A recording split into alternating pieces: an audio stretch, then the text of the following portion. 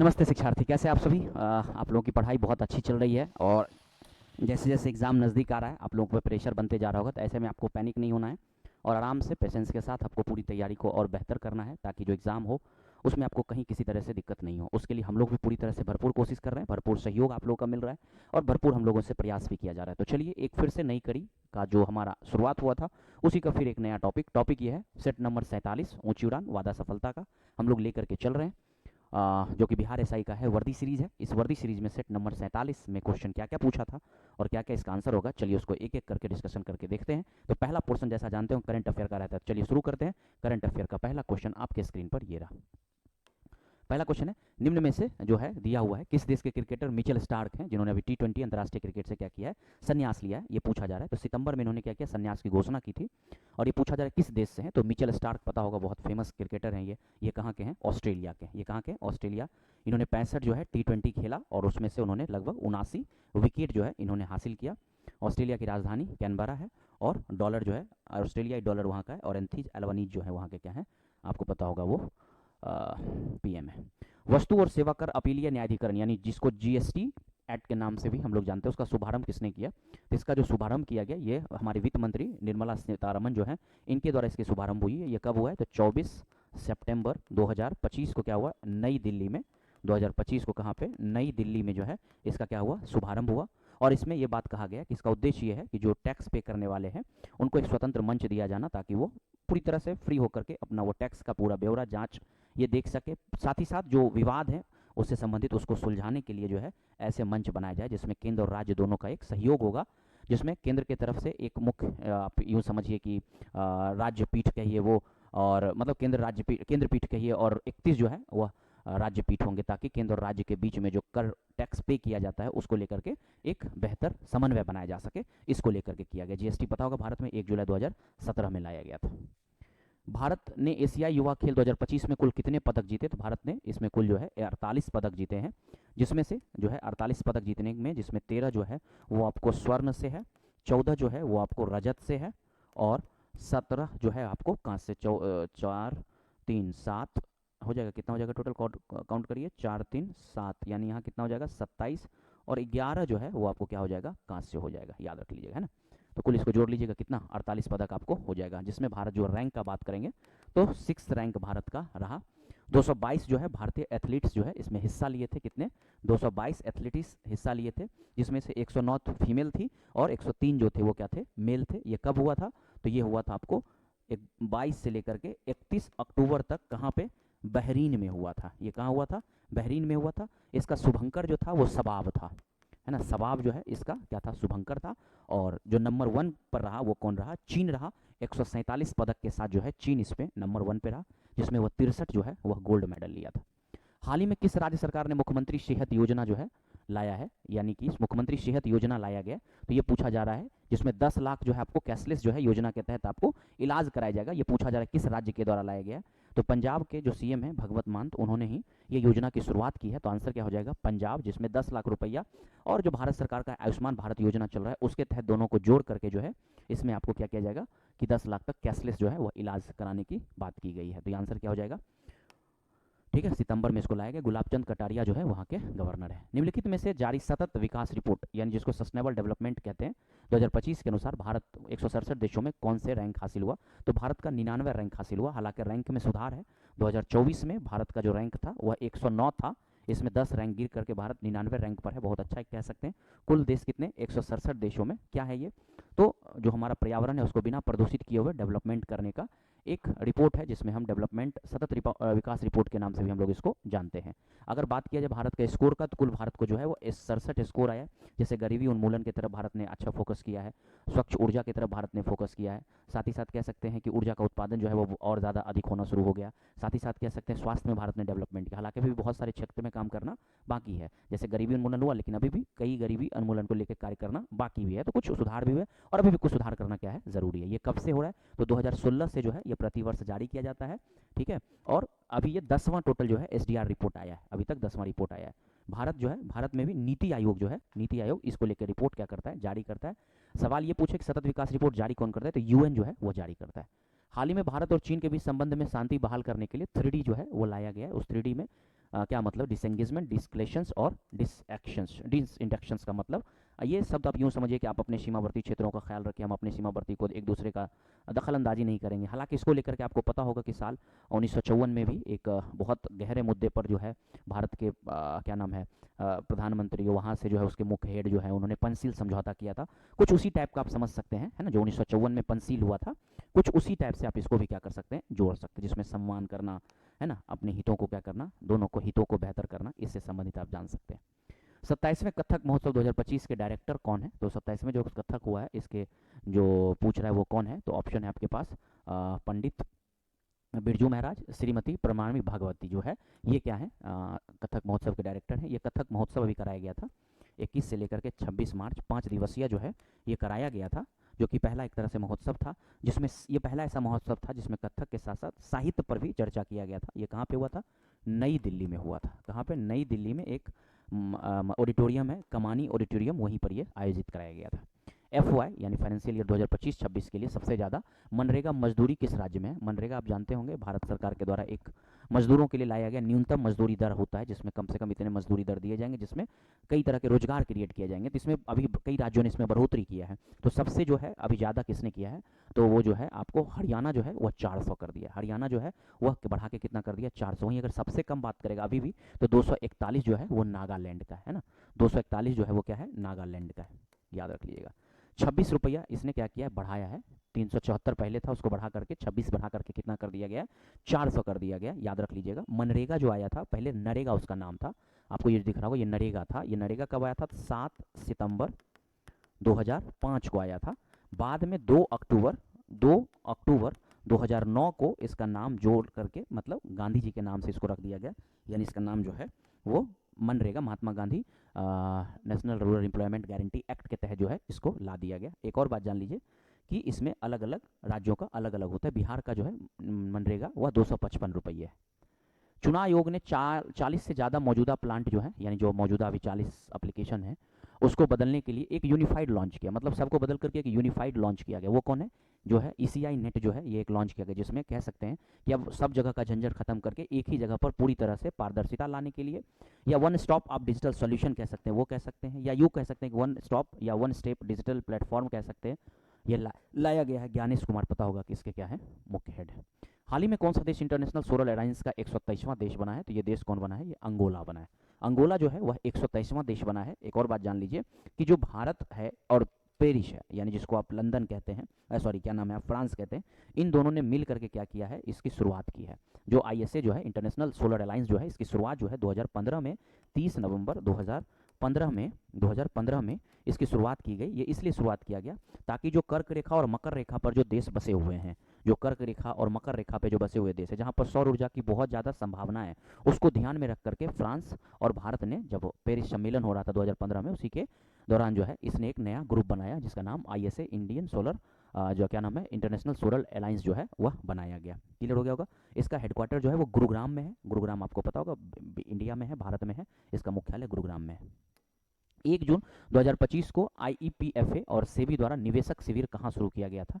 तो ये जो है निवेशकों के लिए एक शिविर शुरू किया गया था। ये पूछ रहा है कि शिविर कहाँ लगाया गया, तो ये मुंबई, नई दिल्ली, पुणे, महाराष्ट्र। तो ये क्या हो जाएगा? मुंबई, ये मुंबई, दिल्ली, पुणे जो है महाराष्ट्र के पुणे में, महाराष्ट्र जो है उसके पुणे में क्या किया गया? लाया गया ताकि नागरिकों की सेवाओं को और बेहतर किया जा सके, ताकि जो सेबी के द्वारा जो गाइडलाइन और जो नागरिकों की तरफ से जो है शिकायतें रहती है उसको खत्म करने के लिए इन सब चीज़ों से रिलेटेड पॉइंट किया गया। State of finance for forest 2025 report कौन जारी किया? तो जो state for the finance for forest, finance for forest मतलब फॉरेस्ट के लिए जो पैसे जारी किया जाता है या पैसा दिया जाता है, वो पूछा जा रहा है कौन जारी किया है? तो विश्व बैंक नहीं, खाद्य कृषि संगठन नहीं, इसका आंसर हो जाएगा आपको D नंबर हो जाएगा, UNEP, United Nation Environment Programme जो है, जिसको आप संयुक्त राष्ट्र पर्यावरण कार्यक्रम कहते हैं, इसके तहत जो है ये लाया गया। इसका उद्देश्य ये है कि जलवायु जो परिवर्तन हो रहा है उसको रोकना, जैव विविधताओं को ज़्यादा से ज़्यादा बेहतर करना, ताकि क्या हो सके कि हम 2030 तक जो है मतलब अपनी पर्यावरण को क्या कर सके, कंट्रोल कर सके, क्योंकि कई तरह की खतरा आपको पता होगा, ये आपको दिख रहा होगा। वनों में जो है वैश्विक लेवल पे वनों में क्या करना है? वृद्धि करना है, और उसी वृद्धि करने के लिए इसमें निवेश भी करना होगा। तो निवेश करने के लिए जो है $300 बिलियन जो है अभी मतलब प्रतिवर्ष जो है वो बढ़ाया गया है, जबकि पहले जो था 2023 तक ये $84 बिलियन था। अब इसकी निवेश संख्या जो है $300 बिलियन कर दिया गया, ताकि वनों को वैश्विक लेवल पे बढ़ाया जा सके। मासिक धर्म अवकाश नीति लागू करने वाला भारत का पहला राज्य, यानी मासिक धर्म मतलब महिलाओं में जो मासिक धर्म होते हैं, जिसको आप मतलब इंग्लिश टर्म में जिसे आप क्या कहते हैं, पीरियड्स कहते हैं, उसमें क्या होता है कि महिलाओं के काम की जो क्षमता होती है वो घट जाती है, क्योंकि उनके एक इंटरनल पेन होती है। तो इसको जो है एक दिन नया छुट्टी मतलब मंथ में बढ़ा दिया गया, कुल 12 छुट्टी एक्स्ट्रा ऐड कर दिया गया है। तो ये राज्य जो है वो कौन सा है, तो केरल है। फिर उसके बाद कह रहा है कि वह महाराष्ट्र है, तमिलनाडु है या कर्नाटका है। तो ये जो राज्य है वो कर्नाटका है, ये याद रख लीजिएगा। यानी मंथ में 1 और साल में 12 जो है छुट्टी क्या कर दिया गया, बढ़ा दिया गया। भारत का चौथा अंटार्कटिका अनुसंधान स्टेशन कौन सा होगा, तो भारत का जो चौथा अनुसंधान जो होगा वह कौन सा होगा, थोड़ा उसको जान लीजिए। भारती, दक्षिण गंगोत्री, मैत्री और मैत्री 2, थोड़ा इसके बारे में जान लीजिए। भारत का ये पहले से भी सब काम कर रहा है। भारत का जो पहला जो अंटार्कटिका पर अनुसंधान डाला गया था, जो कि डूब गया, दक्षिण गंगोत्री जो था पहला था भारत का, जो कि 1983 में डाला गया था, पहला कह सकते हैं स्टेशन था। दूसरा मैत्री जो है 1989 में डाला गया, ठीक है, ये अभी कार्यरत है, जो काम करता है, ठीक है। फिर जो है भारती था, ये भारती तीसरा है, और अभी जो लाया गया ये तीसरा है, और अभी जो लाया गया है वो क्या है, मैत्री 2 है। तो आंसर क्या हो जाएगा इसका, मैत्री 2 हो जाएगा, जो जनवरी 2029 तक पूरी तरह से अपना काम करना शुरू कर देगा। नवीकरणीय पर ज़्यादा फोकस करना है, नवीकरणीय ऊर्जाओं को ज़्यादा से ज़्यादा बेहतर करना है, और आप कह सकते हैं इस तरह से भारत का ये चौथा क्या है, अंतरिक्ष मतलब उस पर क्या नाम है, अंटार्कटिका अनुसंधान के लिए लगाया गया। 11वीं एशियाई एक्वेटिक्स चैंपियनशिप 2025 में भारत किस स्थान पर रहा, तो इसमें भारत जो है एक्वेटिक्स में 5वें, 9वें, 11वें या 13वें स्थान पर है। तो भारत जो है इसमें आपको 11वें स्थान पर जो है वो भारत ने अपना पोजीशन ख़त्म किया, जिसमें भारत ने 13 पदक कुल जीते। भारत ने कुल 13 पदक जीता, जिसमें से जो है 4 कहा जाता है रजत है, और 9 जो है वह कांस्य पदक है। और इसमें भी चीन जो है वह नंबर 1 पर रहा, चीन जो है नंबर 1 पर रहा। चीन को लोग लगभग 49 जो है वह पदक हासिल हुए। राष्ट्रीय मखाना बोर्ड का शुभारंभ कहाँ हुआ, ये राष्ट्रीय मखाना बोर्ड जो लगाया गया है ये पूर्णिया में, बिहार के पूर्णिया में लगाया गया, ताकि मखाना का उत्पादन और ज़्यादा बढ़ाया जा सके, उसको आधुनिकरण तरीके से और ज़्यादा उत्पादन क्षमता को बढ़ाया जा सके। तो पूर्णिया में 476 करोड़ के बजट से सितंबर में 15 सितंबर 2025 को क्या किया गया, मखाना बोर्ड लगाया गया। बिहार सरकार द्वारा फिनटेक सिटी का विकास कहाँ किया गया, तो फिनटेक सिटी का जो विकास है यह बिहार में पूछा जा रहा है। बिहार में देखिए शहर का नाम आपको दिया है भागलपुर, पटना, सासाराम और पूर्णिया। तो अपना जो हमारा मतलब अपना मतलब कहने का बिहार का जो राजधानी है वहीं का एक जगह है पटना का फतुहा जो है, वहीं पर क्या किया जा रहा है, फिनटेक जो प्रोजेक्ट लाया जा रहा है, वहाँ पर एक मौजा है, मतलब एक एरिया है, भूमि है, जैतिया एक भूमि है, याद रखिएगा, जैतिया एक भूमि है, मतलब जो जिसको मौजा आप कहते हैं। वहीं पर 242 एकड़ में, कितने एकड़ में, 242 एकड़ में लगभग 408 करोड़ के प्रोजेक्ट के साथ इसकी शुरुआत की जा रही है। इसका उद्देश्य ये है कि अलग अलग मतलब यूँ समझिए कि जैसे आईटी हो गया, इनोवेशंस हो गया, ये सबको एक ही परिसर में सबको लाने के लिए किया जा रहा है। वर्ष 2025 में प्रोजेक्ट विजयक का 15वां स्थापना दिवस किसने मनाया, तो ये मनाया किसने, सीमा सड़क संगठन ने क्या किया, इसको मनाया है। वर्ष 2025 में सीमा सड़क संगठन ने क्या किया, इसको मनाया है कब, 21 सितंबर 2025 को जो है इसे मनाया गया। कहाँ पे, तो लद्दाख और कारगिल, आप जानते होंगे लद्दाख में जो कारगिल युद्ध हुआ था, है ना, उसी को लेकर के 1200 रुपये जो है 1200 करोड़ जो है इसमें खर्च हुआ। और बोला जा रहा है कि अगले 1500 साल में इस पर काम किया जाएगा और बेहतर तरीके से मतलब 1200 करोड़ रुपये खर्च करके वहाँ पर जो है रोड, पुल, ये सब बनाया जा रहा है, जो कि काफ़ी बेहतरीन काम किया जा रहा है। तो 1200 करोड़ रुपये की लागत से लगभग कहा जाता है कि वहाँ पर इन सब क्षेत्रों में डेवलपमेंट हो रहा है। शिक्षा मंत्रालय द्वारा जारी NIRF रैंकिंग 2025 में सर्वश्रेष्ठ संस्थान कौन रहा, तो सर्वश्रेष्ठ संस्थान जो है लगातार वह कई सालों से ये मद्रास रहा। IIT मद्रास जो है ये सबसे नंबर 1 लगातार 7वें साल कह सकते हैं। फिर उसके बाद IIT बॉम्बे है ना, फिर उसके बाद आपको ISC बेंगलोर, ये सब रैंकिंग मिल जाता है। भारतीय भारोत्तोलक मीराबाई चानू ने 2025 में राष्ट्रमंडल भारोत्तोलन चैंपियनशिप के 193 किलोग्राम भार उठा करके कौन सा पदक जीता, तो ये मीराबाई चानू ने जो है वह स्वर्ण पदक जीता। कौन सा पदक जीता, स्वर्ण पदक क्या किया, जो कि अहमदाबाद में कराया गया था, है ना, अहमदाबाद स्वर्ण पदक जीता। हाँ ठीक है, चलिए ये क्लियर हो गया होगा सबका, है ना। राष्ट्रमंडल 2025 में 193 किलोग्राम का भार उठा करके कौन सा, तो हाँ क्या है, स्वर्ण पदक जीता, ठीक है। अच्छा ये कहाँ हुआ था, ये अगर आपसे पूछे तो अगला जो होने वाला है वो ग्लासगो में होने वाला है ना, स्टॉकहोम, आप जानते होंगे। अभी जो है अहमदाबाद में। सौरमंडल के निर्माण और निरूपण की व्याख्या करने के लिए सर्वाधिक व्यापक रूप से स्वीकृत मॉडल कौन सा है, तो सबसे जो स्वीकृत मॉडल है वो है निहारिका मॉडल, निहारिका परिकल्पना, जिसको आप क्या नाम है, जिसमें गैस और धूलकन से जो है, आपको पता होना चाहिए, गैस और धूलकन के एक विशाल जो घूमता हुआ बादल है, उससे कहा जाता है ग्रहों का क्या हुआ है, निर्माण हुआ है, और 4.6 अरब पहले पृथ्वी का ऐसा माना जाता है निर्माण हुआ है। इसी को इमैनुअल कांट का सिद्धांत भी कहते हैं, जो कि 1755 में दिया गया था। भारत के उत्तरी छोर से दक्षिण छोर तक भारत की कुल लंबाई कितनी है? उत्तर से दक्षिण की भारत की जो कुल लंबाई वो 3214 किलोमीटर है। यानी इंदिरा कॉल से भारत नीचे तक आएंगे तो आपको श्री कन्याकुमारी आप जानते होंगे, वहाँ तक ये इसकी लंबाई जो है 3214 है। और इधर साइड से चलेंगे तो गौर माता से किबुथु जो है, यानी पूर्व से पश्चिम जो है, वह 2914 किलोमीटर है। एशिया माइनर के भूमध्य सागरीय तट पर स्थित पर्वत श्रेणी कौन सी है? तो ये जो पर्वत श्रेणी है ये टॉरस है। ये जो टॉरस है वो क्या है? एक पर्वत श्रेणी है ना, याद रखिएगा, जो कि तुर्की तक जो है वहाँ जाती है। और वहीं पर एक पठार है जिसका नाम क्या है? अनातोलियन पठार, जो काफ़ी फेमस है। तारे अपने जीवन प्राप्त करते हैं, तारे जो अपने जीवन प्राप्त करते हैं वो नाभिकीय संलयन से प्राप्त करते हैं, गुरुत्वीय संकुचन से प्राप्त करते हैं। ये दोनों नहीं होंगे तो आंसर हो जाएगा ए और बी दोनों। निम्नलिखित में से कौन सा सुमेलित नहीं है? ब्राज़ील की धारा, हाँ बिल्कुल, दक्षिण अटलांटिक सागर महासागर, हम्बोल्ट उत्तरी प्रशांत महासागर, ये गलत है आपका, है ना। हम्बोल्ट जो है ये उत्तरी नहीं बल्कि ये प्रशांत महासागर में है, याद रखिएगा। कहाँ पे? उत्तरी हम्बोल्ट जो है ये प्रशांत महासागर के पश्चिमी जो तट है, जिसमें आप दक्षिण अमेरिका जानते हैं, दक्षिण अमेरिका का जो चिली का पार्ट है ना, चिली पेरू आप देखते होंगे, उस क्षेत्र से ये धारा निकलती है। बाकी गल्फ स्ट्रीम उत्तरी अटलांटिक, और जो अगुल हलास जो है ये कहाँ पे आपको हिंद महासागर में हो जाएगा। तो ये सब सही है। निम्नलिखित में से कौन सा भूवैज्ञानिक दक्षिण युग भारत से बिल्कुल भी संबंधित नहीं है? ये आपसे पूछा जा रहा है। तो इसमें से जो है दक्षिण का संबंधित फेनजोराइक जो है ना, ये जो आपको दिख रहा होगा फेनरोजाइक जो है, इससे संबंधित नहीं है। फिर पूछ रहा है गारो, खासी और जयंतिया जो पहाड़ी है निम्नलिखित में से किसका भाग है, या फिर पूछ रहा है किसका भाग है? तो हिमालय का भाग नहीं है, शिवालिक का। जब हिमालय नहीं है शिवालिक का नहीं होगा। दक्कन के पठार का भाग है, उत्तरी मैदान का भी हिस्सा नहीं है। दक्कन का पठार जिसको आप कहते हैं छोटा नागपुर का पठार, उसी से होते हुए आप उधर साइड चले जाएंगे मेघालय, तो गारो, खासी, जयंतिया आपको मिल जाएगा। निम्नलिखित में से झरनों में सर्वाधिक ऊंचाई वाला झरना कौन सा है? तो सर्वाधिक ऊंचाई वाला झरना जो है वो कुंचिकल झरना है, याद रखिएगा। कुंचिकल झरना भारत की सर्वाधिक ऊंचाई पर स्थित क्या है? झरना है, जिसकी ऊंचाई 455 मीटर पर है। 455 मीटर ऊंचाई पर कर्नाटका के शिमोगा में ये सबसे क्या माना जाता है? ऊंची है। दूसरी जो है सबसे ऊंची अगर हम बात करेंगे तो आपको बारची पानी जो झरना है, ये भी आपको क्या नाम है? ओडिशा में मिलेगा, जो कि दूसरा माना जाता है। यह 399 मीटर की ऊंचाई पर है। वहीं जोग जलप्रपात जो है, जोग जलप्रपात आप जानते होंगे, ये भी लगभग वही कर्नाटका में ही है। ये भी कितना? 253 मीटर की ऊंचाई पर है। वहीं मिनमट्टी झरना जो है ये भी आपको क्या नाम है? केरला में है। ये कहाँ पे है? केरल में है, और ये लगभग 300 मीटर की ऊंचाई पर है। तो सबसे ऊंचा जो हो जाता है वह कुंचिकल झरना हो जाता है। बांग्लादेश की सहायक नदी सहित कुल कितनी संख्या है? तो सहायक के जोड़ लो तो बांग्लादेश में कुल क्या है? 800 नदी। प्रमुख नदी का बात करेगा तो पद्मा, जमुना, फिर उसके बाद मेघना, आप नाम जानते होंगे, जो भारत से नदियां जाती है, गंगा ब्रह्मपुत्रा का मेल, उसी सब का नाम वहाँ पे अलग अलग नाम से जाना जाता है। पद्मा गंगा को कहा जाता है। पश्चिम बंगाल में एक वर्ष में चावल में कितनी फसलें उगाई जाती है? तो कुल 3 फसल उगाई जाती है। ओस, अमन, बोरो, आप नाम सुने होंगे। 3 तरह के फसल जो है वह चावल के लगाए जाते हैं, जिसमें हम सबसे पहले वाले को क्या बोलते हैं?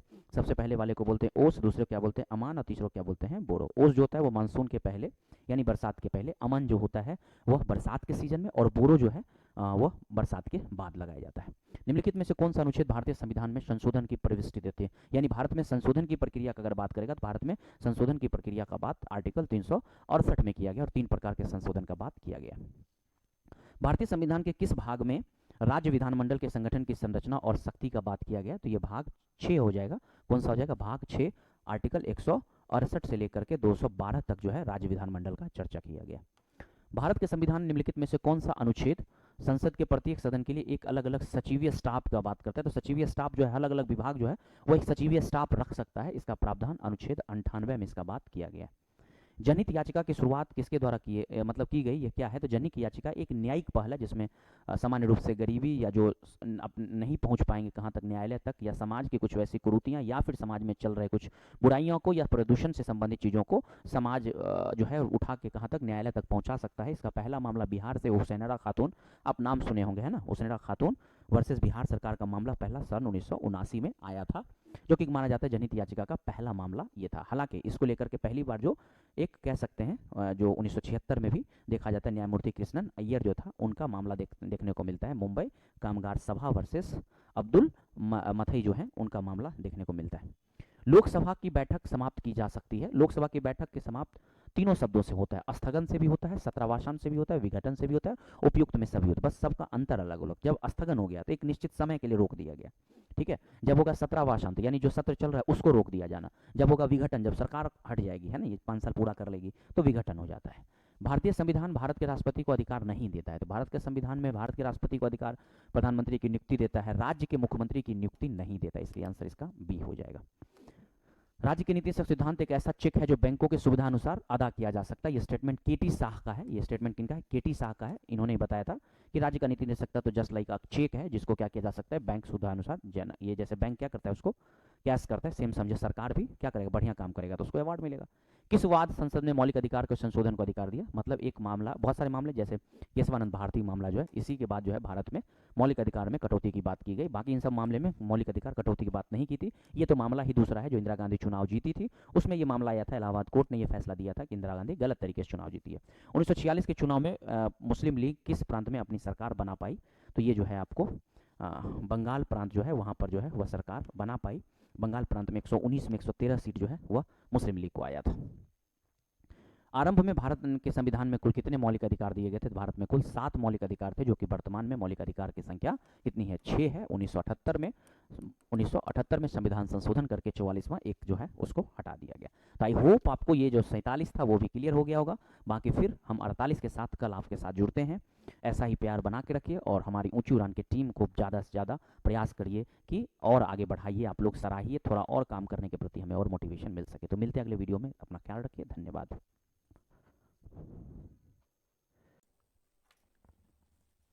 नमस्कार, ऊंची उड़ान के इस प्लेटफॉर्म में आपका स्वागत है। और अभी तक आप लोगों ने ऑलरेडी बहुत सारे प्रश्नों को देख लिया है सुमित सर के साथ। अब हम लोग आगे के पोर्शंस को, आगे के क्वेश्चन को देखते हैं, और जितने भी प्रश्न हैं वो अर्थशास्त्र के साथ साथ इतिहास और हम लोग कुछ करेंट्स के भी सवाल देखेंगे बिहार के।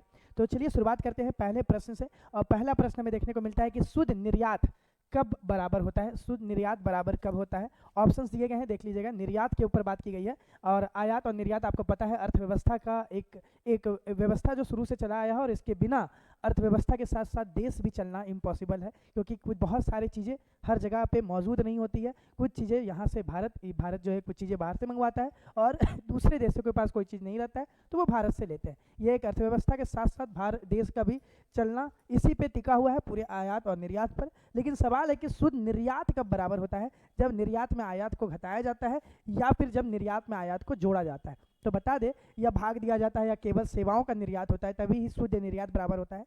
तो बताएं कि यहाँ पर निर्यात और आयात दोनों अहम भूमिका निभाती है। जितना भारत से जा रहा है, भारत से कितना आ रहा है, ये होता है शुद्ध निर्यात। तो ये कैसे पता चलेगा, निर्यात में जब हम आयात को घटाएंगे। तो शुद्ध निर्यात कब बराबर होता है, जब निर्यात में आयात को घटाते हैं, माइनस करते हैं, तब हमें शुद्ध निर्यात पता चलता है। ठीक है, तो ध्यान रखिएगा, शुद्ध निर्यात कब बराबर होता है, जब निर्यात में आयात को घटाया जाता है तभी तय। अगले प्रश्न की तरफ बढ़ते हैं। निम्न में किस राज्य का औसत प्रति व्यक्ति आय सर्वाधिक है। तो औसत प्रति व्यक्ति आय के बारे में बात की जाए तो भारत के औसत प्रति व्यक्ति आय से 3 गुना ज़्यादा, 3.01 गुना ज़्यादा हमें देखने को मिलता है। मतलब कि एक राज्य ऐसा भी है जहां भारत की प्रति व्यक्ति आय से 3.01% ज़्यादा आय वाला एक देश, जिसका नाम क्या है, गोवा। ठीक है, याद रखिए गोवा। और गोवा के ऊपर हमें पता है कि यहाँ पर प्रति व्यक्ति आय बहुत ज़्यादा है, क्योंकि टूरिज्म भी हमको यहाँ पे एक मेन फैक्टर देखने को मिलेगा। तो ध्यान रखिएगा, गोवा में जो प्रति व्यक्ति आय है वो भारत से 3.01 गुना ज़्यादा यहाँ पर प्रति व्यक्ति आय है। तो ध्यान रखिए, इसका आंसर क्या होगा, गोवा। निम्नलिखित में से कौन सा एक राष्ट्रीयकृत बैंक नहीं है। तो आपको पता है कि 1951 में, ठीक है, यहाँ पर राष्ट्रीयकरण हो रहा है भारत में बैंकों का। बहुत सारे बैंक का राष्ट्रीयकरण किया गया, जैसे bank of Baroda, Canara bank, Punjab national bank, ये सब राष्ट्रीयकृत बैंक हैं।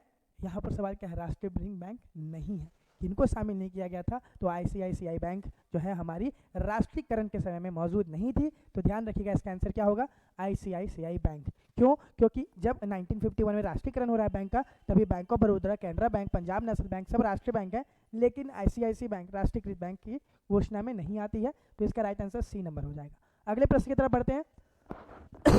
सॉरी, भारत में बेरोजगारी मापन की निम्न में से कौन सी विधि NSSO, जो अब NSO हो गया है, ध्यान रखिएगा, NSSO जो अब NSO हो गया है, द्वारा प्रयोग में नहीं लाया जाता है? सामान्य, प्रमुख स्तर, चालू मासिक स्तर या चालू साप्ताहिक स्तर या चालू दैनिक स्तर? कौन बेरोजगारी मापन में नहीं है? तो ध्यान रखिएगा, ये जो बेरोजगारी मापन में हमें चालू मासिक स्तर देखने को नहीं मिलती है, ठीक है। साप्ताहिक, प्रमुख और दैनिक रखा गया है बेरोजगारी मापन में, लेकिन चालू मासिक स्तर हमें देखने को नहीं मिलता है। हालांकि बेरोजगारी स्तर तय कैसे होगा, ये भी डिफिनेशन हर जगह अलग है, इसकी परिभाषाएं हमें हर जगह अलग अलग देखने को मिलती है, लेकिन भारत में अगर बात की जाए तो चालू मासिक स्तर को इसमें नहीं जोड़ा गया है एनएसओ के तहत, ठीक है। तो अगले प्रश्न की तरफ बढ़ते हैं।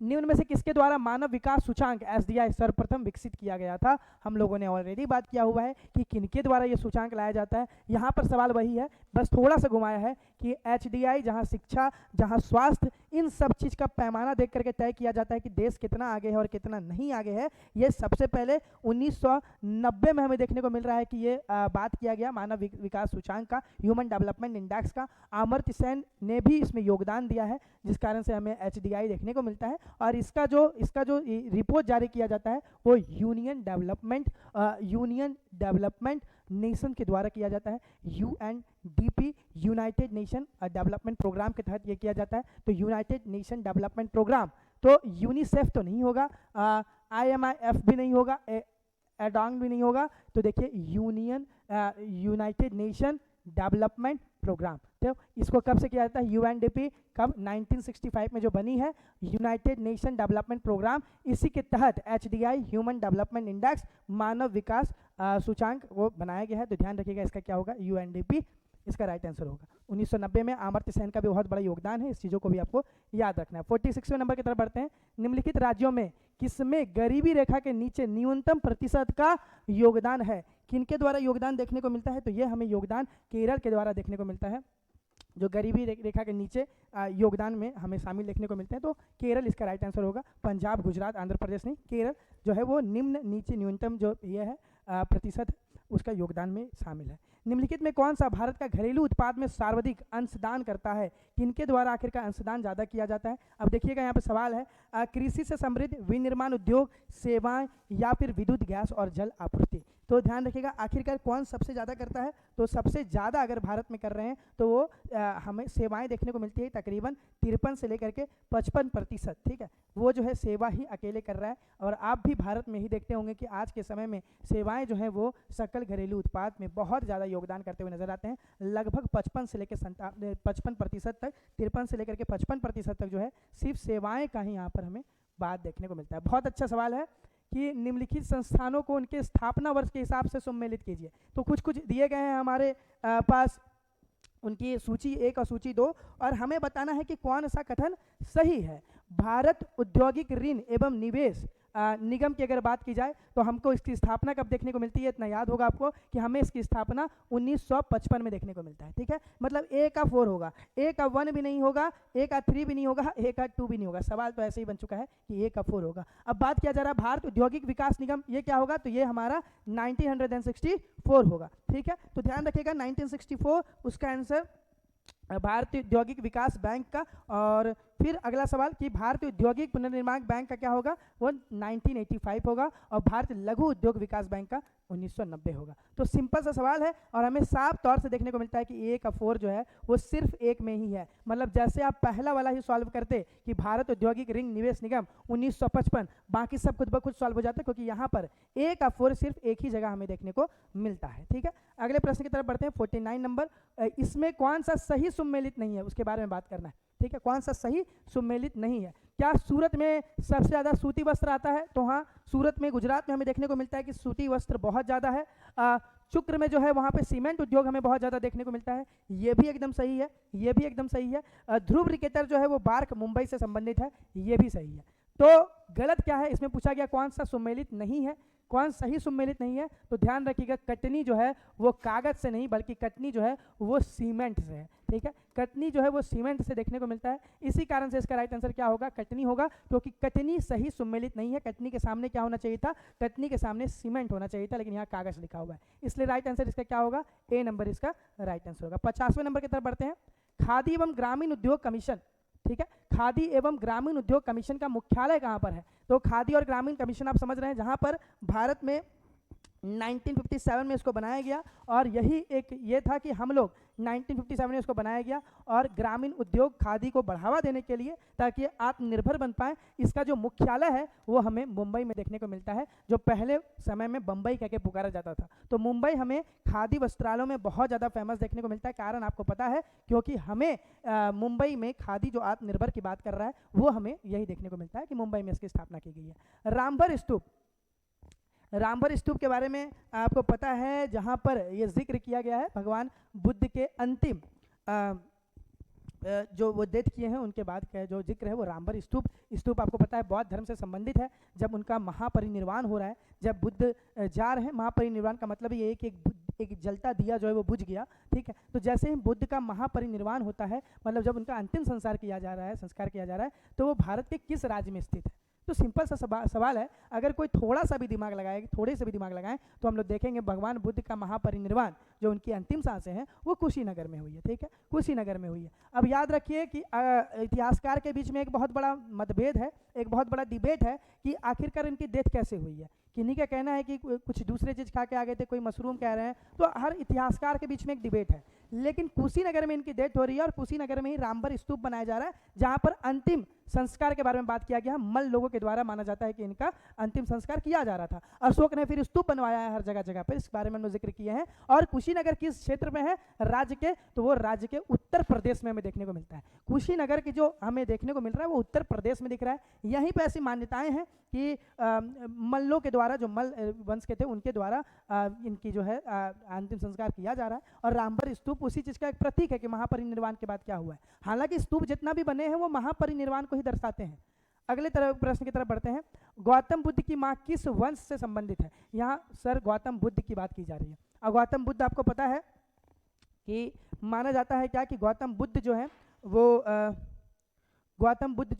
हमारे माया इनकी माँ थी और माया का डेथ हो जाता है तकरीबन 7 दिन के बाद ही उनके जन्म के, और उसके बाद उनका पालन पोषण उनकी मौसी प्रजापति गौतमी के द्वारा किया गया है। सवाल यह है कि आखिरकार माया जो थी, जो उनकी माँ थी, जिनका डेथ हो गया है, वो किस वंश से संबंधित थी? तो याद रखिएगा वो कोल्य वंश से संबंधित थी, ठीक है, वो कोल्य वंश से संबंधित थी।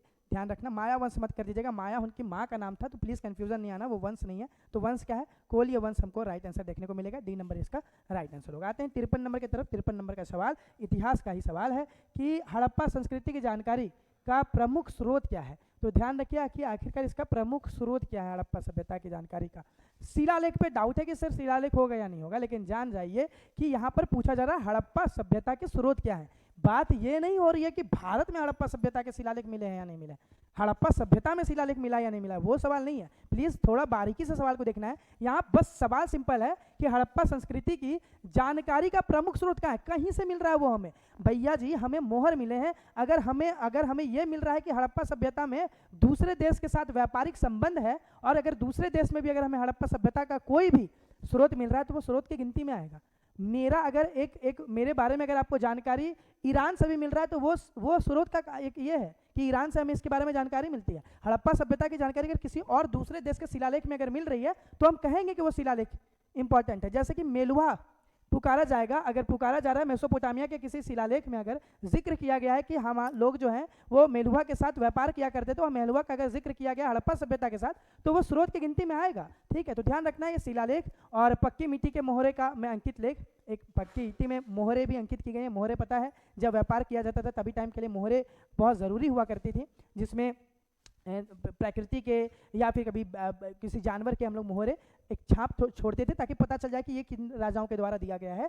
पुरातात्विक खुदाई ये तो होगा ही, जिसमें हमें ईंट मनके मिले हैं, हमें अस्थियां मिली हैं, ये हमें एक दुर्ग और निचला शहर देखने को मिला है, तो ये तो होगा ही। इसी कारण से इसमें राइट आंसर क्या होगा? डी नंबर उपयुक्त सही सभी। क्यों समझिएगा? क्योंकि शिलालेख हमें मिल रहा है, मेसोपोटामिया में हमें जिक्र मिल रहा है कि हम लोग व्यापार करते हैं हड़प्पा सभ्यता के साथ, तो सर हड़प्पा सभ्यता का जिक्र अगर वहाँ पे हुआ है तो वो स्रोत की गिनती में आएगा। इसीलिए इसका राइट आंसर क्या होगा? इसका राइट आंसर तीनों मतलब उपयुक्त सभी, सारा ही इसका राइट आंसर होगा। ठीक है, आगे बढ़ते हैं। ऋग्वेद में कौन सा मंडल पूर्णतः सोम से समर्पित है? पूर्णतः सोम के ऊपर जो बात की गई है, आखिरकार कौन सा मंडल है? 9वां मंडल, ध्यान रखिएगा 9वां मंडल ऐसा है जहां पे पूरा पूरी सोम के ऊपर ही बात किया गया है। हालांकि बता दें ऋग्वेद में टोटल जो हमें सूक्त देखने को मिलते हैं वो 1028 देखने को मिलते हैं। ठीक है, 1028 देखने को मिलते हैं, जिसमें से 114 ठीक है, मतलब कितना में 1028 सूक्त में 114 जो सूक्त है वो सोम के ऊपर जिक्र किया गया है, सोम के ऊपर बात किया गया है। और जो सोम का जिक्र हमें वो 9वें मंडल में देखने को मिलता है, 9th मंडल में देखने को मिलता है।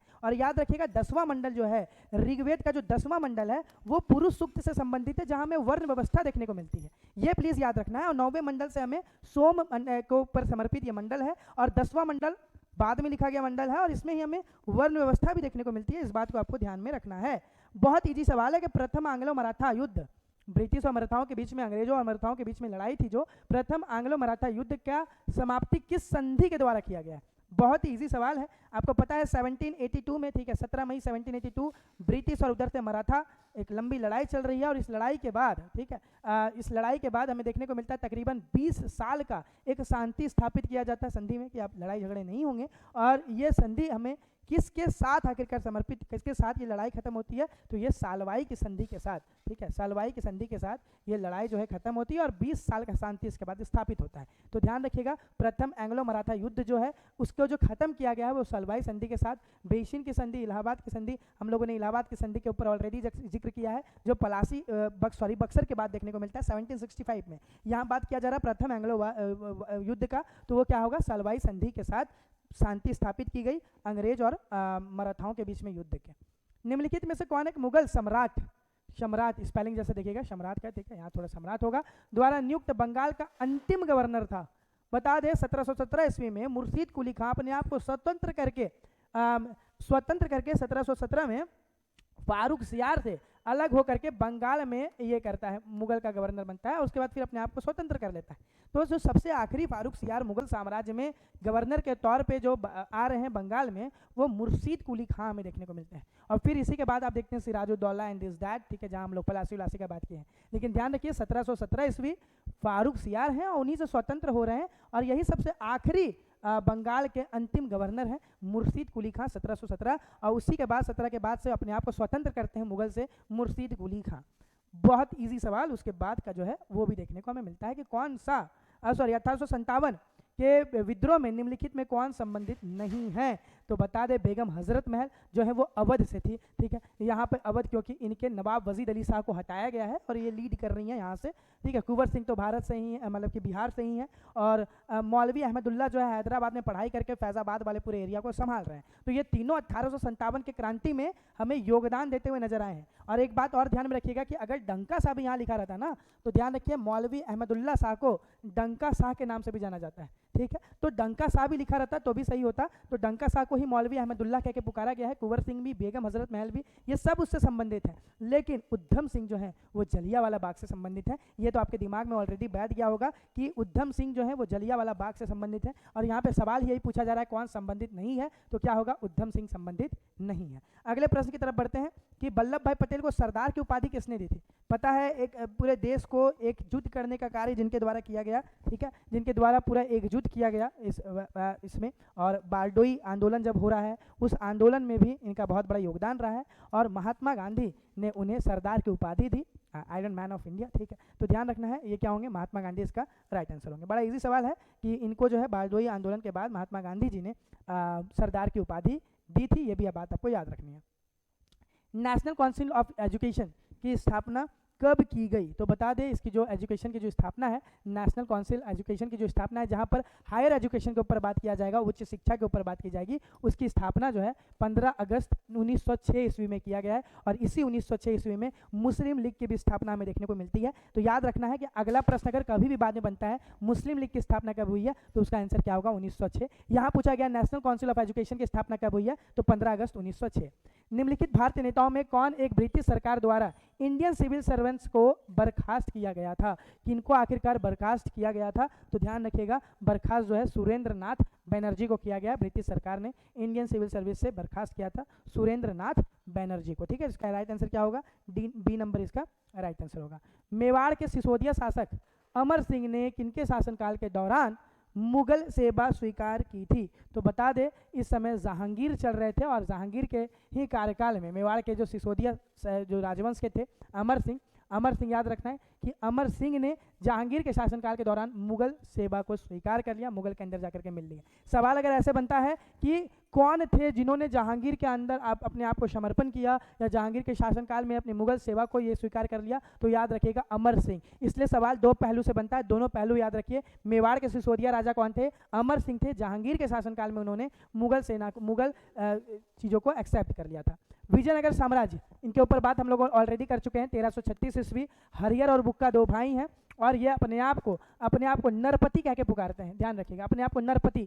विजयनगर साम्राज्य के जो लोग हैं वो अपने आप को नरपति कह के पुकारते हैं, मतलब उनके यहाँ लोगों की संख्या बहुत ज़्यादा है। के स्थानीय समुदायों के रूप में जाना जाता था। किस रूप में इनको जाना जाता था? ध्यान रखिएगा, यहाँ पे स्थानीय समुदाय थी जो व्यापार किया करती थी। ध्यान रखिए, यहाँ पे क्यों व्यापार किया जा रहा है? क्योंकि युद्ध में सबसे ज़्यादा जरूरी जो है वो घोड़ा है, ठीक। और घोड़े जो हैं वो अलग अलग जगह से आते हैं, मध्य एशिया से, अरब से घोड़े को लाया जाता है। तो कुछ जो स्थानीय लोग हैं वो भी घोड़े को लाते हैं और उन्हें कुदरई चट्टी कह के पुकारा गया है, ठीक है। ये कुदरई चट्टी कह के इनको पुकारा जाता था। वो यहाँ के स्थानीय लोग हुआ करते थे जो व्यापार किया करते थे घोड़ों का, मध्य एशिया से घोड़े लाया करते थे, उन्हें कुदरई चट्टी कह के पुकारा गया है, ठीक है। गजपति उस समय का स्थानीय शासक रहा है और नरपति के बारे में हम लोगों ने ऑलरेडी बात कर लिया है, तो ध्यान रखिएगा उसका आंसर क्या होगा? कुदरई चट्टी। मंदिर वास्तुकला की द्रविड़ शैली के मुख्य रूप से भारत में किस भाग में देखी जाती है?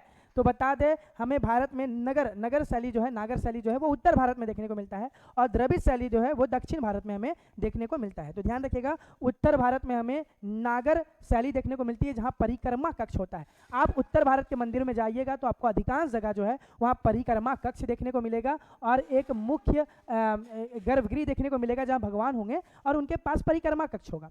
वहीं अगर आप द्रविड़ शैली की बात करें तो वहाँ आपको गोपुरम देखने को मिलेगा। जो कृष्णदेव राय के बारे में हम लोग बात कर रहे हैं, जो हम लोग विजयनगर साम्राज्य के बारे में बात कर रहे हैं, जो दक्षिण में अवस्थित है, वहाँ के मंदिर अगर जाइएगा तो पहले आपको गोपुरम देखने को मिलेगा। बहुत काफ़ी दूर पे गोपुरम बनाया गया, एक बड़ा सा गेट बनाया गया। उसके बाद फिर हॉल है, मंडप है और फिर परिक्रमा कक्ष जैसी चीज़ें वहाँ पर नहीं है। इसे द्रविड़ शैली कह के पुकारा जाता है और ये हमें भारत के दक्षिण भाग में देखने को मिलता है, ठीक है। ये भारत के दक्षिण भाग में हमें देखने को मिलता है, याद रखना है। यूरोपीय लोग, अगला प्रश्न, यूरोप लोग केवल व्यापार की मानसिकता से भारत आए थे? एकदम सच बात है। यह प्रवृत्ति निम्नलिखित में से किस यूरोप राष्ट्र के द्वारा आरंभ की गई? किनके द्वारा आखिरकार आरंभ किया गया? 1498, ठीक है, याद रखिए 1498। Vasco D gamma. पुर्तगाल भी जो भारत आ रही है वो व्यापार के नजरिए से आ रही है, भारत को लूटने आ रही है। शुरुआत जो है वो उसकी पुर्तगाल के द्वारा की जा रही है, ध्यान रखिएगा वास्को डी गामा के बारे में, तो पुर्तगाल के द्वारा इसको किया जा रहा है। अगला प्रश्न, निम्नलिखित में से किसने जलियांवाला बाग हत्याकांड के लिए जिम्मेदार ब्रिटिश अधिकारी माइकल ओ डायर, ठीक है, जनरल ओ डायर जिसको कह के पुकारते हैं, माइकल ओ डायर की हत्या की थी? क्योंकि इन्होंने जो एक ये लगाया था, क्या बोलते हैं उसको, कि कर्फ्यू लगाया था कि कुछ लोग, ज़्यादा लोग नहीं एकत्रित हो सकते हैं जगह पे। उसके बाद जलियांवाला बाग हत्याकांड हुआ, जिसमें बहुत सारे लोग भारतीय मारे गए और ब्लैक डे कह के उसको पुकारते हैं, काला दिन है भारत का। क्यों आखिरकार जनरल ओ डायर को मारता है? अभी जस्ट हम आपको बताएं कि उधम सिंह जलियांवाला बाग से संबंधित है। तो उधम सिंह जो है वो आगे चल करके ऐसे राष्ट्रवाद आपको भारत में देखने को मिलेगी कि जनरल डायर को जा करके वहाँ पे मार के आते हैं। तो उधम सिंह इसका राइट आंसर होगा। अब हम लोग इनके बारे में बेखूबी जानते हैं। अगला प्रश्न, थावे का मेला बिहार के किस जिले में आयोजित होता है जो देवी दुर्गा के थावे वाली माता के रूप में प्रसिद्ध है या समर्पित है? तो ध्यान रखिएगा, यहाँ प्रश्न है कि कहाँ पर आखिरकार थावा का मेला लगता है। तो जो भी लोग 2 सेकेंड, इधर नहीं हो रहा है,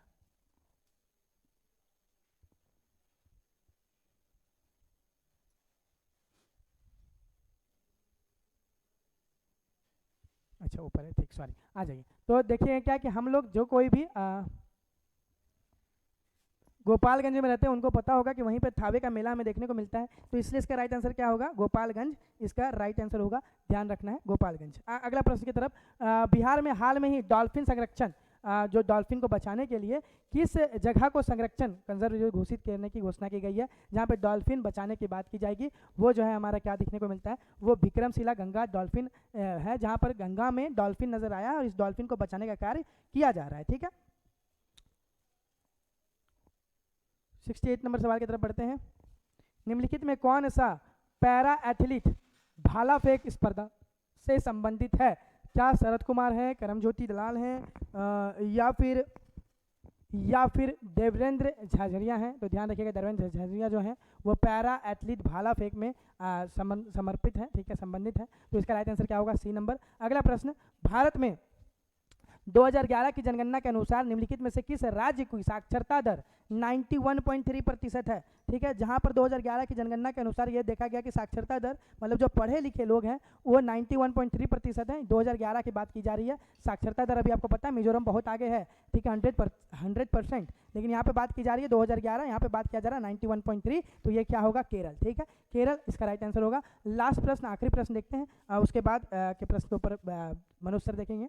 हाल ही में बिहार के किस नदी पर देश का सबसे लंबा एक्स्ट्रा डॉइज केबल स्टेबल ब्रिज का निर्माण किया गया है? तो बता दीजिए, गंगा नदी पर किया गया है कि आप ब्रिज बनाया जा रहा है बहुत ही हाई। तो ये जो है गंगा नदी के द्वारा किया गया है और गंगा नदी में किया जा रहा है बिहार में। और कौन सी घटना एक मध्यम अणुओं की प्रकाश? तो ये जो प्रश्न है वो विज्ञान का हो जाएगा और इस प्रश्न को जो है मनोज सर आपके साथ लेके चलेंगे। उम्मीद है आप ऐसे ही टेस्ट देते रहेंगे, एनालिसिस देखते रहेंगे और अपनी तैयारी को बहुत ज़्यादा बूस्ट करेंगे। आगे के जो क्वेश्चन है उसको डील करने के लिए आपके साथ मनोज सर जुड़ जाएंगे। तो थैंक्स। आगे के प्रश्न मनोज सर के साथ देखते हैं।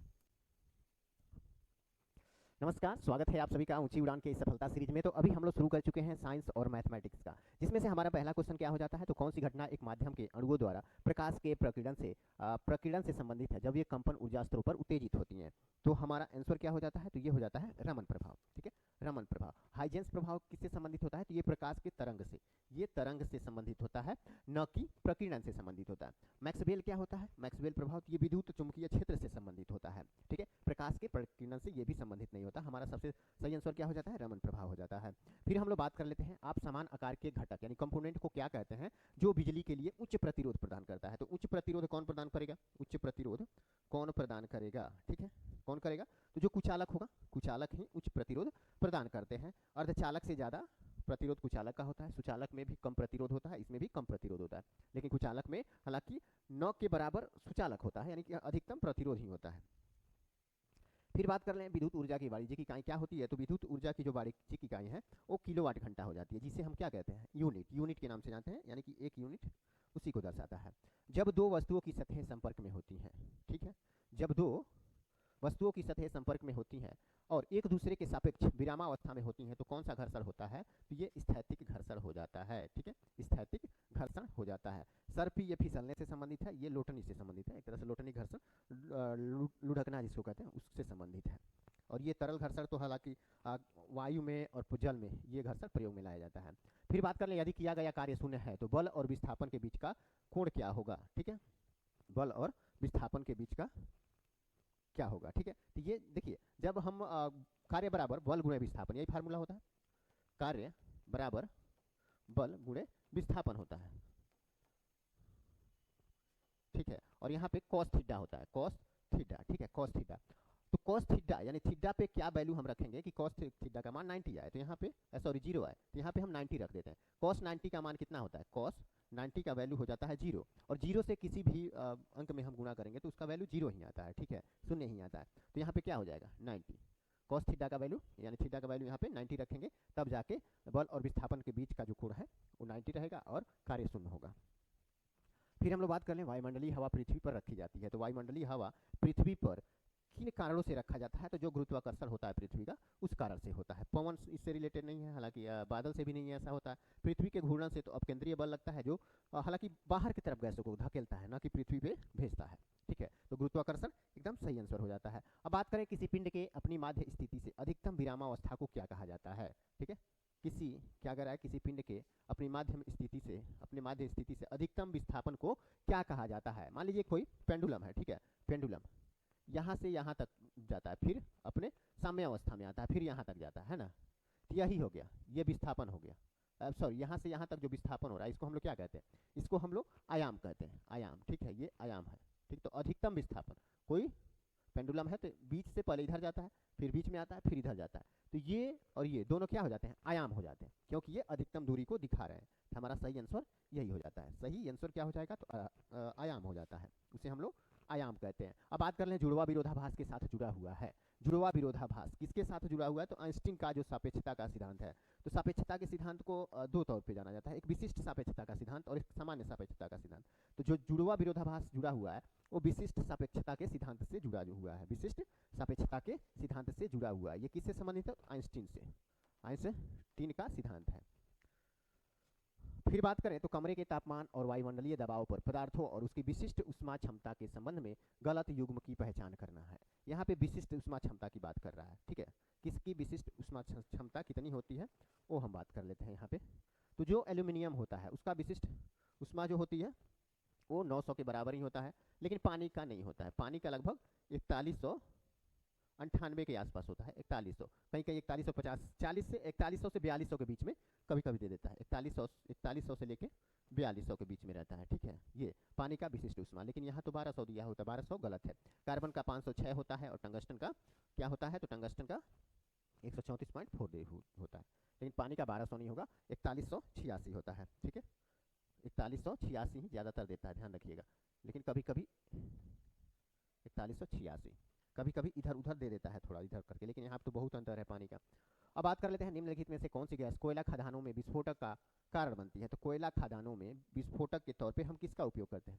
कार्बन डाइऑक्साइड और नाइट्रोजन। ये तो एक तरह से ज्वलनशील गैस नहीं है, तो हालांकि इसे विस्फोटक हम लोग नहीं कहेंगे, ठीक है, ये नहीं हो जाते हैं। ब्यूटेन है और मीथेन है, लेकिन ब्यूटेन है वो प्रयोग नहीं होता कोयले के खदानों में, मीथेन होता है। मीथेन का प्रयोग कोयले के खदानों में कोयला माइनिंग के लिए किया जाता है। ब्यूटेन खास करके एलपीजी में प्रयोग होता है, जो घर में एलपीजी गैस आता है उसमें यही गैस होता है, ब्यूटेन और प्रोपेन। फिर हम लोग बात कर लें मिट्टी की अम्लीय प्रकृति को की उच्च सांद्रता द्वारा दर्शाया जाता है, ठीक है। मिट्टी की अम्लीय प्रकृति को, अम्लीय प्रकृति जो दर्शाती है ना, तो H+ आयन जो होता है ना, यही अम्लीय प्रकृति को दर्शाता है, H+ आयन। और ये क्या है? H तो हाइड्रोजन है, तो हमारा सही आंसर क्या हो जाएगा? हाइड्रोजन हो जाएगा। मिट्टी की अम्लीय प्रकृति को डॉट डॉट यहाँ होना चाहिए था, डॉट डॉट की उच्च सांद्रता द्वारा दर्शाया जाता है, तो हाइड्रोजन हो जाता है। फिर हम बात करें तो निम्नलिखित में से किस तरल पदार्थ का पीएच सबसे अधिक होता है? तो यहाँ पे अगर बात करें मानव रक्त का, मानव रक्त का पीएच मान कितना होता है? 7.4 हो जाता है। नींबू का 2 से 3 के बीच में रहता है, नींबू का पीएच मान 2 से 3 के बीच में रहता है। संतरे का पीएच मान 3 से लेकर 4 के बीच में रहता है। लेकिन मिल्क ऑफ मैग्नीशियम का जो पीएच मान रहता है 10.5 रहता है, 10.5। ओके, तो यहाँ क्या पूछ रहा है? किसका पीएच मान सबसे अधिक है? तो मिल्क ऑफ मैग्नीशियम का पीएच मान सबसे अधिक हो जाता है। फिर हम बात कर लेते हैं कि अल्कोहल, ओके, अल्कोहल और फिनॉल जैसे हाइड्रोक्सिल यौगिक के साथ ऑक्सो एसिड की अभिक्रिया से कौन सा कार्यात्मक समूह यौगिक प्राप्त होता है? तो ये क्या हो जाता है? एस्टर हो जाता है, एस्टर सही हो जाता है। विश्व का प्रत्येक पदार्थ अत्यंत सूक्ष्म कणों से मिलकर बना है। यह विश्व का प्रत्येक पदार्थ अत्यंत सूक्ष्म कणों से मिलकर बना है। यह सर्वप्रथम किसने कहा था? तो ये कणाद ने कहा था। कणाद ने लगभग 6 ईसा पूर्व 6 BC में ही बता दिया था कि सभी जो पदार्थ हैं उस अत्यंत सूक्ष्म कणों से मिलकर बना हुआ, बहुत पहले, यानी कि 606 BC पहले बता दिए थे, ठीक है। तो ये हमारा सही आंसर हो जाएगा। फिर हम देख लेते हैं किस पदार्थ की अभिक्रिया से, किस प्रकार की अभिक्रिया से सबसे अधिक हानिकारक विकिरण पैदा होती है? तो जो नाभिकीय विखंडन अभिक्रिया होता है, ठीक है, इसमें अल्फा बीटा गामा और न्यूट्रॉन प्रकार की जो भी किरणें होती हैं वो उत्पन्न होती हैं। खास करके जो गामा किरणें होती हैं वो बहुत ही हानिकारक होती हैं। हालांकि संलयन अभिक्रिया में भी हानिकारक किरणें उत्पन्न होती हैं, लेकिन इसके इतना नहीं, विखंडन अभिक्रिया इतना नहीं। तो हमारा सही ऑप्शन क्या हो जाता है? विखंडन अभिक्रिया। स्वच्छ त्वचा और दांतों के लिए कौन सा अमीनो एसिड आवश्यक है? ठीक है, क्योंकि यह दांतों के इनेमल, कोलेजन और इलास्टिन का एक घटक होता है। तो इसमें बात कर ले तो लगभग कोई ऑप्शन सही नहीं है, ठीक है। अगर यहाँ पे रहता थ्रेओनिन,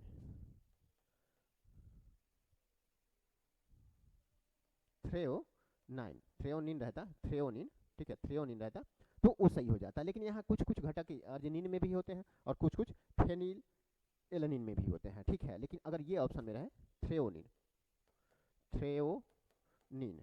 रहे, यहाँ पे नियोनिन दिया है, नी की जगह पे थ्रेओ हो जाता, तो ये सबसे सटीक आंसर हो जाता। ध्यान रखिएगा, जो थ्रेओनिन रहता है, थ्रेओनिन वही क्या करता है? तो उसमें अमीनो एसिड पाया जाता है जो इनेमल, कोलेजन, इलास्टिक का एक घटक होता है।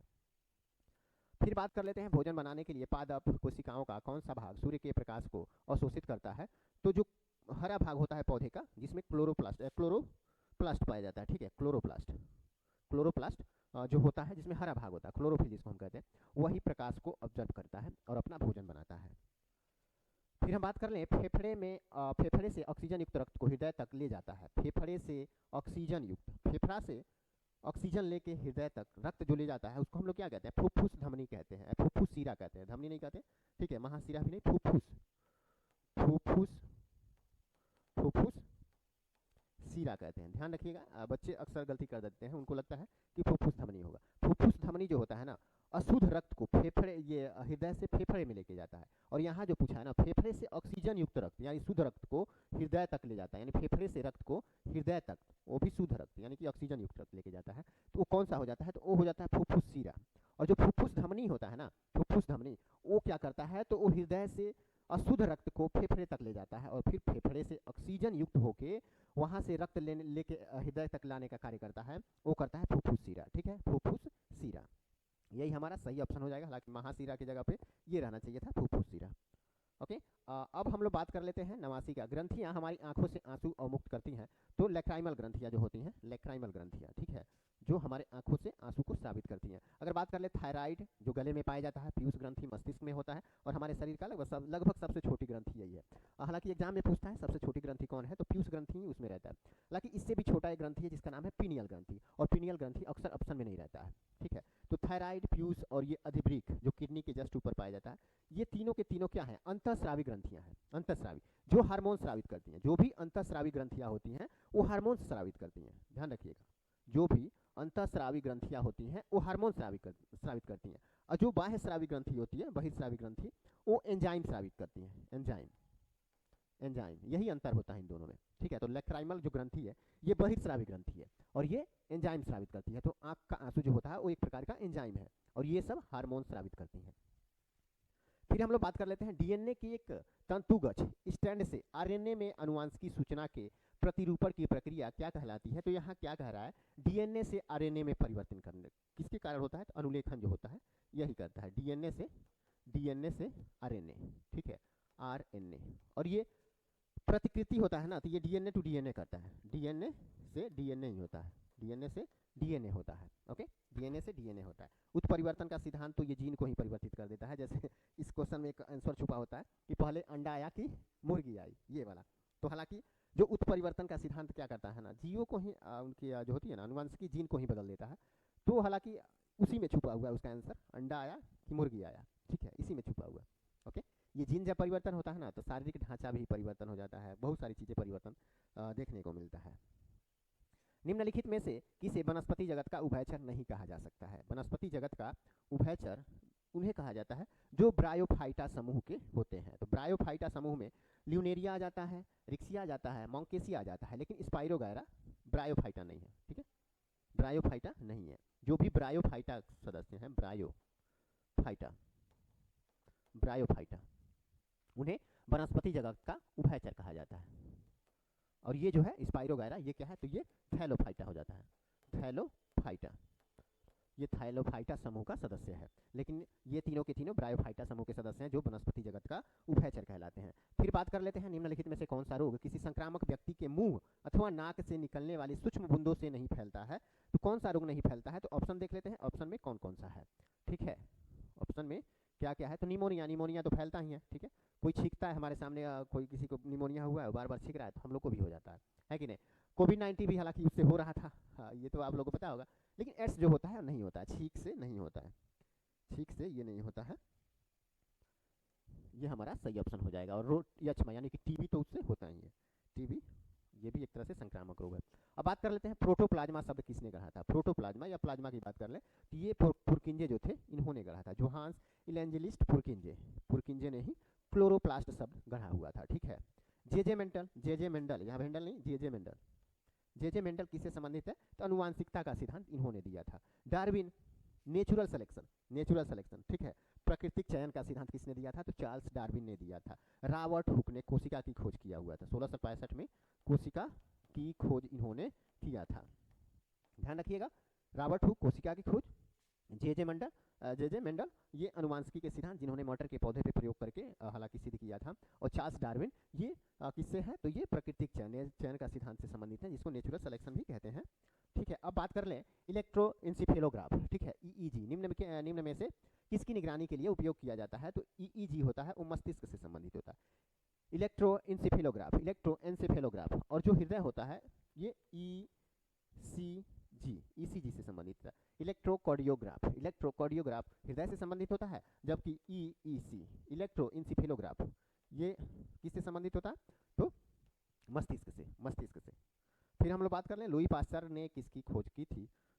तो लुई पास्चर ने रेबीज के टीके की खोज की थी। ठीक है, रेबीज के टीके की खोज लुई पास्चर ने किया था। पोलियो टीका किसने किया था? तो जॉन ई सॉल्क ने पोलियो के टीका की खोज की थी।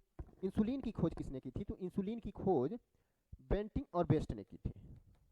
बेंटिंग और बेस्ट दोनों ने मिलकर इंसुलिन की खोज की थी। पेनिसिलिन की खोज तो फ्लेमिंग ने किया था। अलेक्जेंडर फ्लेमिंग ने पेनिसिलिन की खोज किए थे। अब आ गए हम लोग मैथमेटिक्स में। चलिए इसको सॉल्व कर लेते हैं। मैथमेटिक्स में क्या कह रहा है कि तीन व्यक्तियों ने एक व्यवसाय में 1/2, 1/3, 1/4 के अनुपात में एक राशि का निवेश किया। एक वर्ष के अंत में कुल लाभ इतना हो जाता है। कुल लाभ कितना है? 15,600 रुपये। लाभ में प्राप्त सबसे बड़ा हिस्सा कितना होगा? तो इसको बदलने के लिए सबसे हम लोग सीधा रेशियो में इसको कन्वर्ट कर लेते हैं, इनका एलसीएम निकाल लेते हैं। ठीक है, 1/2, 1/3 और 1/4 यानी तीनों का एलसीएम कितना हो जाएगा? 4 3 12 हो जाएगा। ठीक है, वो कितना हो जाएगा? तो 6 रेशियो 4 रेशियो 3 इसमें आ जाएगा और यही सबसे सटीक अनुपात हो जाता है। ठीक है, तीनों व्यक्ति हैं, समझिए ये बटे में दिया है, इसको हम सीधा में कन्वर्ट करेंगे तो इस अनुपात में इन्होंने राशि को इन्वेस्ट किया है, इस अनुपात में। ठीक है, 6 रेशियो 4 रेशियो 3 के अनुपात में तीनों ने राशि को इन्वेस्ट किया है। अब सबसे बड़ा तो 6 है और वही पूछ रहा है सबसे बड़ा हिस्सा कितना होगा। तो टोटल हिस्सा 15,000 कितना है? 600 है। अब इन तीनों को जोड़ देंगे तो 6 4 10 3 13 हो जाएगा, तो बटे 13 कर देंगे और सबसे बड़ा हिस्सा 6 है तो गुणे 6 कर देंगे तो निकल गया। 13 का में 13, 13 दूनी 36 कट गया।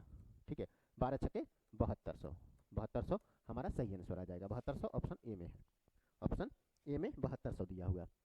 फिर हम क्या बात, हमारा क्वेश्चन हो जाता है 97 जो क्या कह रहा है? ए और बी एक कार्य को 20 दिन में, बी सी 12 दिन में और सी ए 15 दिनों में करते हैं।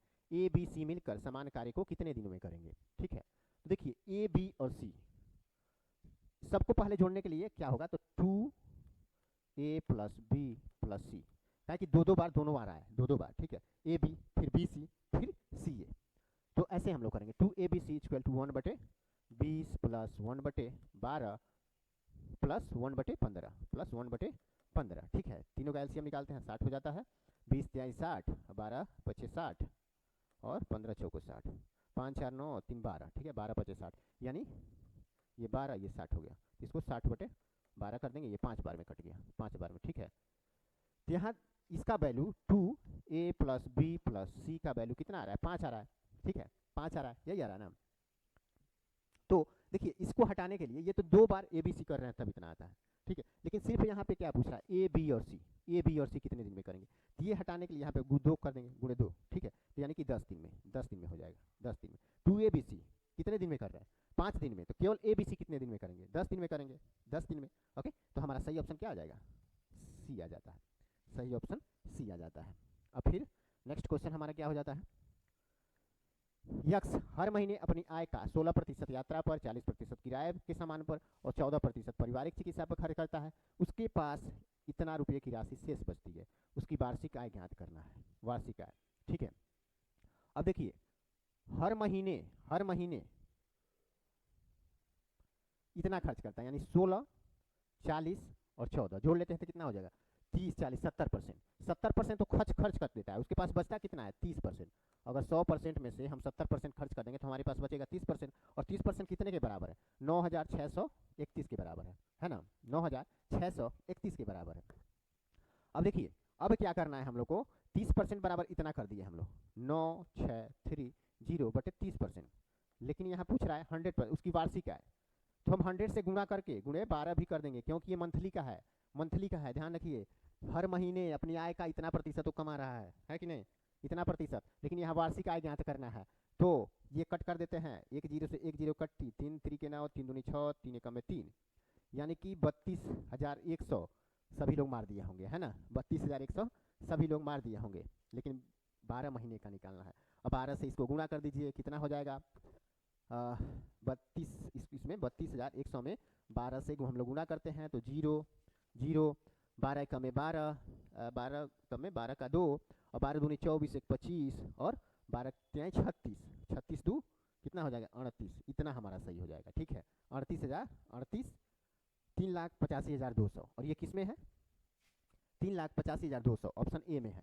ठीक है सबको लगता होगा ये सही है, लेकिन ये मंथली हो गया, मंथली इनकम हो गया, लेकिन इसको वार्षिक में हम लोग कन्वर्ट करेंगे तो कितना हो जाएगा 3,85,200 रुपया। तो ये ऑप्शन हो जाएगा 3,85,200, 3,85,200। यहाँ से दशमलव हटा दीजिएगा, ये बाई चांस गलती से हो गया है।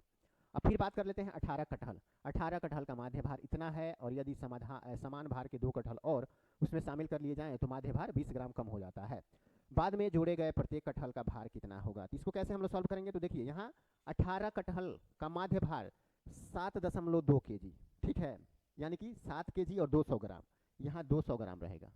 और फिर 2 कटहल 2 समान भार के, ये समान नहीं, दोनों एक ही भार के हैं, ठीक है, समान भार के उसमें शामिल कर लिए जाते हैं तो माध्य भार 20 ग्राम कम होता है। 20 ग्राम, ध्यान दीजिएगा, ये 200 ग्राम है उसमें 20 ग्राम कम होगा और यही गलती होता है सभी से।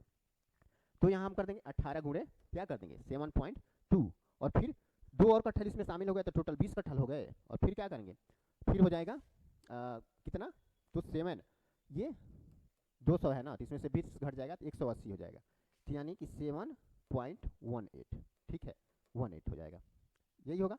अब देखिए ये तो पहले का था और ये बाद वाला है, तो इसको गुणा करते हैं 18 दूनी 36 के 6, 18 7 126 और 3 129, 129.6 आ रहा है।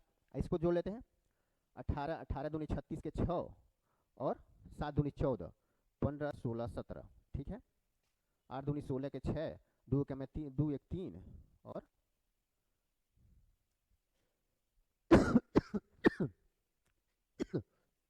ठीक है कितना हो जाएगा 1436, यानी कि 143.36 इसका गुणा आ रहा है। तो 143 में से 129 हम लोग हटाएंगे, जब 143 में से ये ऊपर हो जाएगा, हालांकि हम उल्टा लिख दिए 143.6 और 129.6, इनको घटाते हैं तो 0 में 0 कटी, 13 में से 9 जाए 4 और यहाँ 3 बचेगा, 3 में से 2 जाए 1 और ये कट जाएगा, यानी कि क्या 14 हमारा निकल के आ रहा है 2 लोगों का माध्य। ठीक है इसको बटे 2 कर देंगे तो हमारा आंसर 7 आ जाएगा। बच्चे अक्सर गलती कहाँ करते हैं ये देख लीजिए, ठीक है, गलती यही करते हैं कि एक तो यहाँ कंफ्यूजन हो जाते हैं, यदि समान भार के 2 कटहल, समान भार के मतलब उनको लगता है कि 7.2 kg भार के ही होंगे, लेकिन यहाँ दोनों कटहल है ना वो समान भार के हैं, एक ही भार के हैं, उसकी बात कर रहा है, ना कि इससे तुलना कर रहा है। यहाँ एक पॉइंट गलती हो जाता है। और दूसरा 20 ग्राम यहाँ पे कम हो रहा है और सीधे 200 ग्राम को 20 ग्राम, मतलब यहाँ 2 लिखा है उसको 20 ग्राम समझ लेते हैं, जबकि ये 200 ग्राम है, ये 200 ग्राम है, ठीक है ध्यान रखिएगा।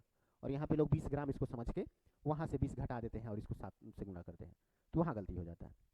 200 ग्राम में से 20 घटेगा तो 180 होगा, ये ध्यान रखिएगा, यहाँ पे गलती होता है। तो हमारा सही आंसर 7 आ गया है, जो ऑप्शन सी में है। अब बात कर लेते हैं यहाँ पे लास्ट क्वेश्चन हमारा क्या कह रहा है कि एक कंबल 1148 में बेचा जाता है जिसमें 30% की हानि होती है, 5% लाभ प्राप्त करने के लिए इसे कितने में बेचा जाएगा। तो देखिए इतना में बेचने पर 30% की हानि होती है, 1148 में बेचते हैं तो 30% की हानि होती है, तो वो हानि को हम लोग मेंटेन कर लेते हैं, तो उसके लिए 100/70 कर देंगे, क्योंकि 30% हानि के बराबर है ये, और फिर से 5% लाभ भी तो निकालना है, तो 105/100 कर देंगे, है ना। इसको सॉल्व कर दीजिएगा, हमारा आंसर आ जाएगा 35 दूनी 70 और 35 तिहाई 105, 100 से 100 कट्टी, ये काट देते हैं 2 से, 5 7 4, यही हो जाएगा 574, इतना ही हो जाएगा ना, 5 7 4, ठीक है। अब इसको 3 से गुणा करते हैं, 4 तिहाई 12 के 2 और 4 तिहाई 12 के 2, 7 त्रिक 21, 22 और 5 तिहाई 15, 15 2 17, 1722 आंसर हमारा आ जाता है, ठीक है 1722, जो ऑप्शन डी में दिया हुआ है, ऑप्शन डी में दिया हुआ है। तो इस तरह मैथ में आप लोग कंफ्यूजन नहीं होना है, पहले मैथ को कभी भी सॉल्व करते हुए बढ़िया से क्वेश्चन को समझना है, उसके बाद सॉल्व करना शुरू कीजिए। तो इस तरह आज का हमारा डिस्कशन समाप्त होता है, मिलते हैं नेक्स्ट क्लास में। अगर आप लोग को ये वीडियो अच्छा लगा हो तो लाइक शेयर और सब्सक्राइब करना ना भूलिए। मिलते हैं नेक्स्ट क्लास में एक नए डिस्कशन के साथ, तब तक के लिए सभी को टाटा बाय बाय।